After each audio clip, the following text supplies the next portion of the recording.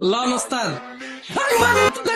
তুই ডাল ভাজি চাইছি আমি চাইছি মুরগি। আরে ওস্তাদ, মুরগি খাইতে হলে তো ওই টেবিলে বইতে হইব। তাহলে তুই আমার অনেক বড়াইতে প্রথমে আমি যখন অর্ডার দিছিলাম তখন আমার কবি না যে ওইটা মুরগির টেবিল। আপনি চুতিয়া বাসের হেল্পার না?